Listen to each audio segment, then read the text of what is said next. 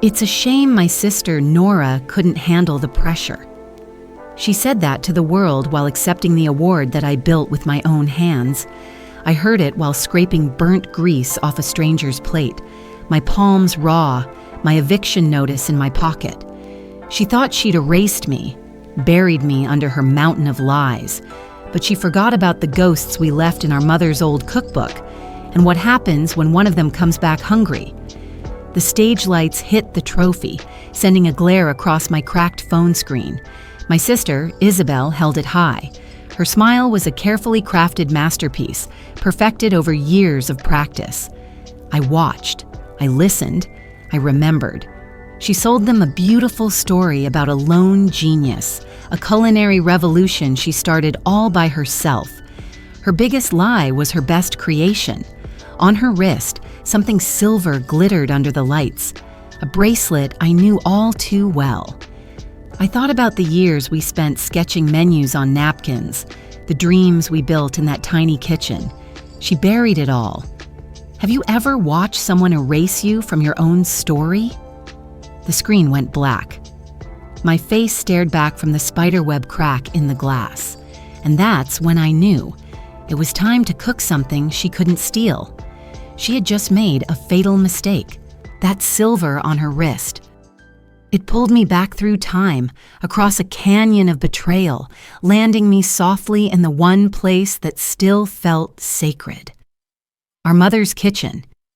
It wasn't a large space, just a small sun-drenched room at the back of our Boston brownstone, with a chipped Formica countertop and a linoleum floor worn smooth by the traffic of our childhoods. The air was always thick with the smell of melting butter, yeasty dough rising in a warm corner, and the faint, sweet scent of cinnamon that seemed to cling to the floral wallpaper. On Sundays, you could smell Mom, a mix of vanilla extract and the lavender soap she always used. I can still smell it if I close my eyes tight enough. I see two small girls, heads barely reaching the counter, standing on wobbly stools. Isabel, with her wild, dark hair and a permanent smudge of flour on her nose, would always be the one to plunge her hands into the bowl first, squealing with delight. "More flour, Nora! Let's make a mountain!" She'd laugh, her voice a high-pitched bell. I was the older one, the serious one. "No, Izzy, you'll make it tough," I'd say, carefully measuring the next ingredient, feeling the immense responsibility of a 9-year-old teaching a 7-year-old the sacred art of baking. Mom would watch from the doorway, never correcting, just smiling that quiet, knowing smile. It was there, between whispers and giggles, with our hands covered in sticky dough, that we made the promise. We looked at Mom's worn, handwritten recipe book, its pages softened and stained with history. "One day," I whispered, and Isabel finished the thought, as she always did, a restaurant with our name on the door. It was more than a dream. It felt like a prophecy, a vow spoken into the warm, cinnamon-scented air. A promise is a beautiful thing, until it's used as a weapon. Years flew by. The dream didn't fade, it sharpened. It became a detailed business plan, a collection of notebooks filled with my recipes, my late-night experiments, my soul poured onto paper. Isabel was the voice, the face.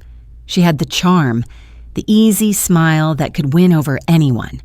I was the hands, the palate, the quiet engine in the background. We were supposed to be a team. We saved every dollar from double shifts at different diners, our aprons smelling of other people's food while we dreamed of our own. Then we found it, a small, neglected space on a side street in the South End with huge, grime-covered windows and good bones. It was perfect. It was ours. Or it was supposed to be. The landlord was a stern man with a drooping mustache who slid the lease across his desk. The final deposit was a number that made the air leave my lungs. We were short, $5,000 short. I remember the devastating silence in the car on the way home. Isabel finally broke it, her voice thick with theatrical tears. "It's over, Nora." I guess it was just a stupid dream. We failed. Her shoulders shook. She looked so broken, so fragile. I watched her. I studied her. I made a choice. The pawn shop on a gray, drizzly Tuesday was the antithesis of our sunlit kitchen. It smelled of stale cigarette smoke and desperation. A single fluorescent light hummed overhead, casting a sickly, sterile glow on the glass cases filled with other people's broken dreams. The pawnbroker barely looked up from his newspaper. I opened my small jewelry box. Inside, resting on faded velvet, was the silver bracelet. She had given it to me for my 18th birthday, saving up for months. I remembered how her eyes shone when she clasped it on my wrist, how heavy and important it felt. A solid link between us. It was the only piece of real jewelry I owned, the only thing left that wasn't a memory of our mother. I took it off. I laid it down.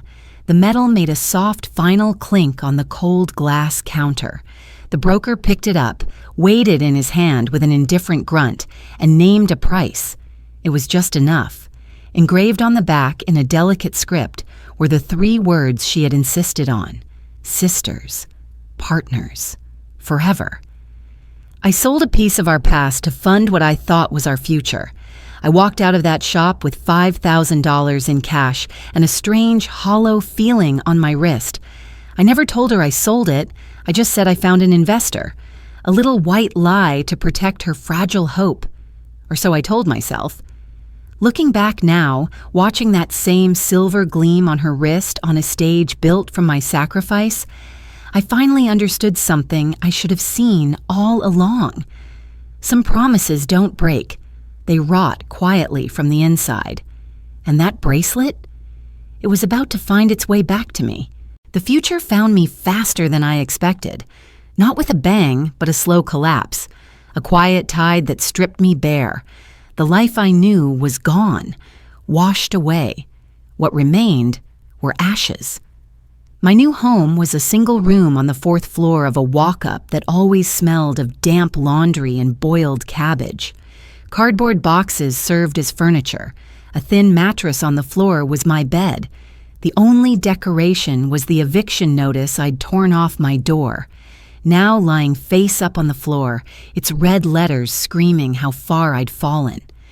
My days were spent in a different kind of hell, a diner kitchen outside the city, a world away from the gleaming stainless steel of the restaurant we built. The air was a greasy fog of burnt coffee and bacon, cut through with the sting of bleach. The floor never dried, the sink never emptied. My world shrank to a mountain of other people's dishes and the endless clatter of chipped ceramic. My hands were always raw, pruned white from the scalding gray water. The head cook, a sweaty man named Vinny, never used my first name. "Hail!" "Buspan on 3 is overflowing. Move! Hail!" "You call that clean?" "Do it again?" I wasn't a chef anymore. Not even a person. Just a pair of hands scrubbing away someone else's mess. One afternoon, during a lull, I looked up and saw her. Isabel. Her face smiled down from a small TV bolted to the corner of the dining room. It was a daytime talk show. She looked radiant, preaching about her instinctive approach to flavor. They called her a revolutionary, the future of Boston's culinary scene. I stood there, invisible, apron-soaked, watching my sister describe my life's work as if it had sprung fully formed from her own brilliant mind. I picked up a burnt pan. I scraped. I scrubbed. I disappeared. And she became the myth the world adored. Fame is a story. So is failure. At night, I'd come home too tired to cook, eating cold soup from a can while staring at the cracks in the ceiling. The emptiness of the room mirrored the emptiness inside me. I was a ghost in my own life, haunting the wreckage of a dream. What do you do when the person who knows you best is the one who convinces the world you don't exist? One rainy Saturday, desperate to escape the silence, I carried my laundry to a 24-hour laundromat. While the machines hummed, I flipped through a food magazine left on the chair beside me. And then, there she was again. A full-page spread. Isabel Hart's exclusive creation, the Winter Rose Tart. The photo was breathtaking. Thin apple petals arranged like a blooming rose, glistening under apricot glaze. I could almost taste the cardamom crust, the faint hint of orange blossom in the cream. A secret Mom had taught me. It was her recipe, the one she made on the first snowfall every year, the one I'd spent a decade perfecting. The article quoted Isabel. "It came to me one sleepless night," she said. "I wanted to create a dessert that felt like hope on a cold day." My hands went still. The exhaustion, the shame, the despair, they vanished, replaced by something cold, precise, a single clarifying truth. I looked at her smiling face in the glossy page. That wasn't her creation. That was Mom's. And for the first time in years, I knew exactly what I had to do. That lie. That beautiful, poisonous lie about Mom's tart. It wasn't just a spark. It was a signal fire. It sent me scrambling back to my apartment, not with the weight of defeat, but with the cold, clear purpose of an investigator returning to a crime scene. I had been packing to leave, to surrender. Now I was unpacking to fight. There was one box left, pushed into a corner, sealed with yellowing tape. Mom's Kitchen, I'd written on the side years ago. It was the box I hadn't been able to face, a Pandora's box of memories I wasn't strong enough to open. Until now. Anger gives you a strange kind of strength. The tape screamed as I tore it open. The air filled with a scent I hadn't smelled in years, a ghost of dried rosemary, old paper, and the faint metallic tang of her favorite baking tins. Inside were the artifacts of a life, handwritten recipe cards, a worn floral apron, a rolling pin smoothed by her touch. Right on top, its leather cover cracked with age, was her main cookbook, the one with all the secrets. My fingers traced the faded gold lettering on its spine. This was the book of my childhood, the source of our shared dream. I flipped through the pages, my own childish notes scribbled in the margins next to her elegant cursive. I wasn't sure what I was looking for. A forgotten letter? A diary entry? Another recipe Isabel had claimed as her own? The pages were soft, whispering as I turned them. Then, my thumb caught on something near the back. A slight bulge in the cardboard lining of the back cover. A small, almost invisible slit, cut with a careful hand. My heart hammered against my ribs. I found a butter knife in my sparse kitchen drawer. I worked the tip into the slit. I pried, I pulled. The old paper tore, revealing a small, hollowed-out space, and nestled inside was a tiny, generic black USB drive. It was nothing. It was everything. My hands trembled as I plugged it into my old, slow laptop.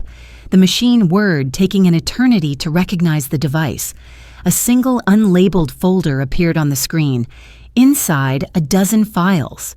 Most were documents. Early drafts of our business plan, supplier lists, but 3 of them were audio files. Audio 01, Audio 02, follow-up. I clicked the first one. I put on my headphones. I listened. The sound was clear, the clink of a wine glass, and then Isabel's voice. Not the warm, charming version she used for television, but one I hadn't heard in years. It was sharp, cold, calculating. She was talking to a man, his voice smooth and deep. I recognized him instantly, Julian Croft, the city's most influential food critic. "The narrative has to be right," Isabel was saying.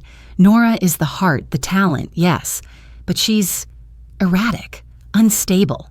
We need to plant that seed early." "Unstable is good," Julian's voice purred back. "Gives you a reason to step into the spotlight later, the reluctant hero." "Exactly," Isabel said. And then she laughed, a short, sharp, dismissive sound that cut through me like glass. I clicked the next file. It was from 6 months after we opened. Her on the phone, telling Julian to write a review focusing on her vision, her leadership. She fed him lines, phrases, the very words that would eventually build her brand and bury mine. The truth doesn't always set you free. Sometimes it shows you the cage. The final file was the shortest. It was just Isabel, leaving a voicemail. "It's done," she said. "Nora's out." She broke, just like we planned. The audio ended. Silence flooded my ears. There were no tears. The part of me that could cry for my sister was gone, burned away by the acid of her own words. The pain didn't vanish. It crystallized. It became something hard, something useful. It became a plan. I listened. I understood. I prepared. My hand moved, closing the laptop with a final sharp click that echoed in the empty room. The game had changed, and now I was making the rules. The rules of the game had changed because I had decided to stop playing theirs. A courtroom battle would be messy, a war of attrition fought with expensive lawyers. My sister's battlefield wasn't the courtroom, it was the kitchen. Her weapon wasn't the truth, it was a story. So I decided to tell a better one. I found a place, a forgotten 2-car garage at the back of an alley near the Haymarket, smelling of cold concrete, motor oil, and years of neglect. It was the opposite of Isabel's gleaming, multi-million-dollar monument to our stolen dream. It was perfect. For 3 weeks, I worked from dawn until my muscles screamed. I swept. I scrubbed. I built. I hauled reclaimed lumber from scrapyards to build tables, sanded them down until my fingertips were raw. I strung up single Edison bulbs that cast a warm, honeyed glow in the dark space. I haunted flea markets for mismatched chairs, each one with its own history, its own scars. This wouldn't be a restaurant, it would be a confession booth, a place for truth. I painted a simple hand-lettered sign on a piece of salvaged wood, one word in stark black paint, wildfire. It wasn't just a name, it was a promise. I opened on a Tuesday night with no announcement, no menu, just a single chalkboard that read, "Tonight we're serving a memory." $20. I cooked one dish, a slow-braised short rib with a parsnip puree and a gremolata made with preserved lemon. It was the first complex dish Mom ever taught me. The dish Isabel always said was too much work. The first night, 5 people came. The next, 15. By the end of the second week, there was a line down the alley. Word spread through whispers, then blog posts. They didn't know my name. I was just the Haymarket ghost, the anonymous chef cooking with heartbreak. The first review came from a small local food blogger. She came on a rainy night, skeptical. I watched her take the first bite. Her eyes closed. She put her fork down. She just sat there for a full minute, breathing. Her article went up the next morning. The headline read, "There's a soul cooking in a Boston garage and it might just save the city." The fire was catching. I knew Isabel was watching. I could feel her panic from across the city. She couldn't attack the food. The chorus of praise was too loud. She couldn't attack the mystery. It was what drew people in. So she did exactly what I knew she would do. She attacked the ghost. A sleazy online tabloid published an article. "The Troubled Past of Boston's Mystery Chef." It was a masterpiece of fiction, citing anonymous sources who claimed I had a history of emotional instability, a gambling problem, that I'd walked out on Isabel after a dramatic breakdown. It was the same lie from the tapes, now amplified for public consumption. She was trying to poison the well. She was trying to erase me all over again. Some traps aren't meant to catch your enemy. They're meant to make them reveal themselves. I read the article, and for the first time in a long time, I smiled. The bait had been taken. That night, after service, while wiping down the last counter in the quiet garage, my phone buzzed, an unknown number. I let it ring twice, a small courtesy to the man on the other end. I knew who it was. The lies in that article, so vicious and specific, were designed to corroborate the story she had told him years ago. But the food, my food, told a different story, and he was a man who trusted food more than people. I answered. A hesitant voice, heavy with years of misplaced judgment, came through the line. "Nora, it's Chef Donovan. I read the article. We need to talk." I looked at the reflection of the single glowing bulb in the dark window. The fire was spreading. The players were all moving into position. "Chef," I said, my voice even and calm, "I've been waiting for your call." The plan, once set in motion with Chef Donovan, moved with the quiet, inevitable force of a rising tide. The venue for the final act was chosen not by me, but by my sister's own ego. The 5th anniversary gala for her restaurant, Isabel's. A night she had orchestrated to celebrate 5 years of a beautifully constructed lie. I had received an invitation, of course. A glossy, embossed card sent to my old address. A careless afterthought meant as a final, silent insult. It turned out to be her fatal miscalculation. I arrived alone. The restaurant was unrecognizable from the warm, rustic space we had designed together. It was now a temple of cold, minimalist chic. White marble, gray banquettes, and lighting so artfully dim, it felt like dining in a beautiful, expensive cave. The air buzzed with the self-important murmur of the city's elite. Food critics, investors, socialites, the very people who had celebrated my erasure were now sipping my sister's champagne, oblivious. I moved through the crowd in a simple, sleeveless black dress. I was not dressed for a party. I was dressed for a reckoning. I felt their eyes on me, the whispers rippling in my wake. "Isn't that Nora?" I thought she'd left the city. I was a ghost at the feast, their feast built on my bones. She found me near the bar. Her smile was a tight, brittle thing, her eyes 2 chips of ice. She grabbed my arm, her manicured nails digging into my skin, and pulled me through a service door into the jarring, fluorescent-lit chaos of the backstage corridor. The glamour of the party vanished, replaced by the smell of steel and bleach. "What in God's name are you doing here?" she hissed, her voice a low, venomous whisper. The sweet public persona was gone, leaving only the raw, panicked ambition I knew so well. "Did you really think that pathetic little garage stunt would work? Sending those reporters after me?" I didn't answer. I just looked at her. "Everyone knows you're unstable, Nora," she continued, her voice rising. "Donovan knows. My investors know. You're a charity case. A sad story. You need to leave. Now. Before I have security throw you out." I met her gaze, my own calm and steady. The anger that had simmered for 5 years had burned itself out, leaving behind a quiet, cold clarity. "I didn't come here to fight you, Isabel." "Then why are you here?" she spat. I took a small step closer, my voice just above a whisper. "I came to get my fire back." A flicker of confusion, then rage, crossed her face. But before she could respond, the service door opened. Chef Donovan stepped through. He wasn't looking at me. His eyes, full of a deep, profound disappointment, were locked on Isabel. Her face went pale. "Donovan," she stammered, "what are you—" He didn't speak to her. He walked past us, out into the main dining room, towards the large projection screen that was cycling through photos of Isabel's triumphs. He held a small black USB drive in his hand. The room quieted as he approached the stage. He unplugged the laptop running the slideshow. He plugged in the drive. A single audio file icon appeared on the giant screen. He clicked play.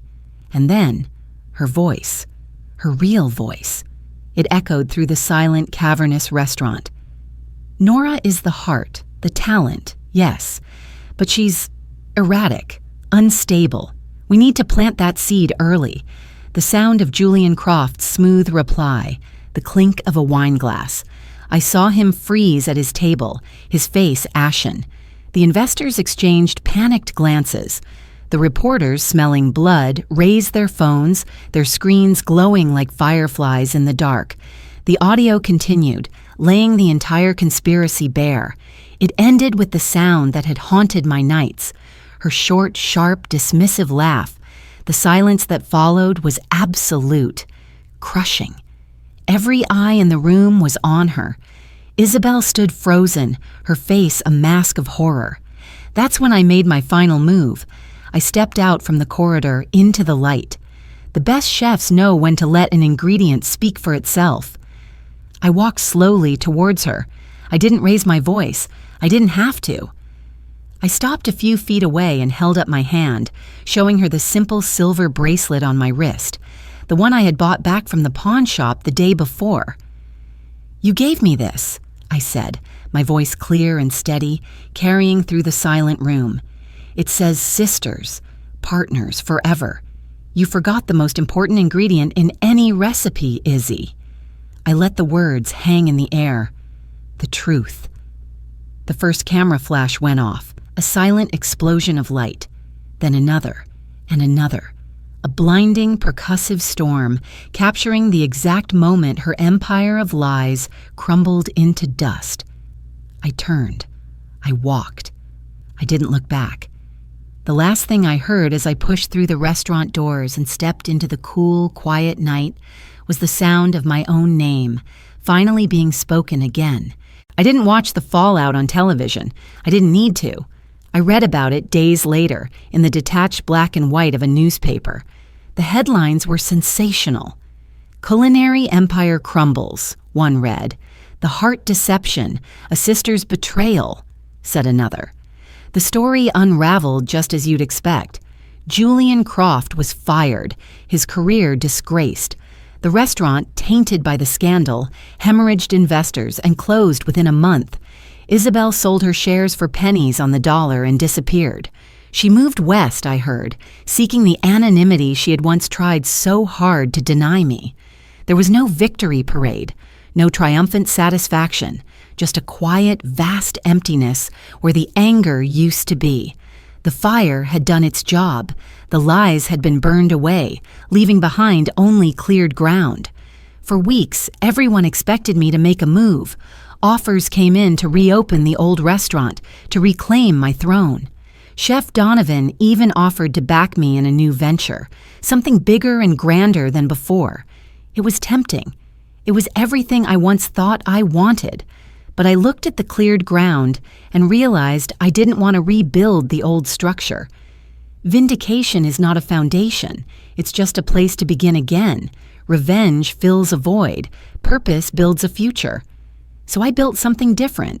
I didn't open a restaurant. I opened a school. The Wildfire Kitchen. It wasn't a place of quiet, reverent dining, but a place of loud mistakes and joyful discovery. A place to teach a new generation of young women, especially those who had been told they weren't good enough, that their voices didn't matter.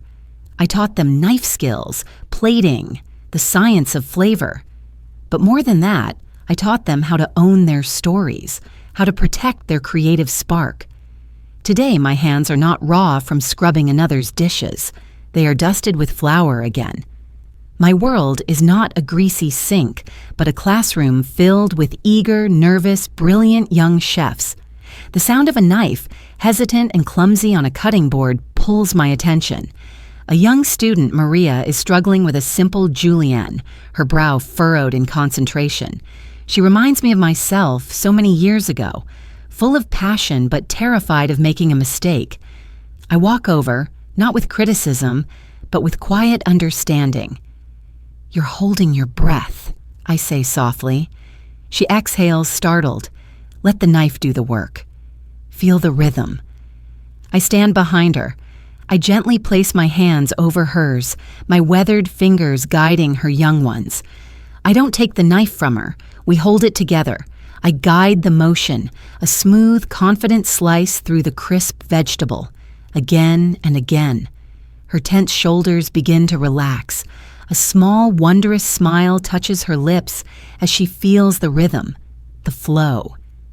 The camera focuses on our hands, a map of past scars guiding a canvas of future potential. We look at each other, our faces illuminated by the warm, steady glow of a gas flame on the stove beside us. A new fire, a different kind of fire. It was never about the restaurant. It was never about the award. They can steal your recipe, not your fire. Thank you so much for holding space for this piece of my history. Every family has its own stories of struggle and strength, and I would be truly honored to read a piece of yours in the comments. If you'd like to hear more, I hope you'll subscribe and become part of our community here.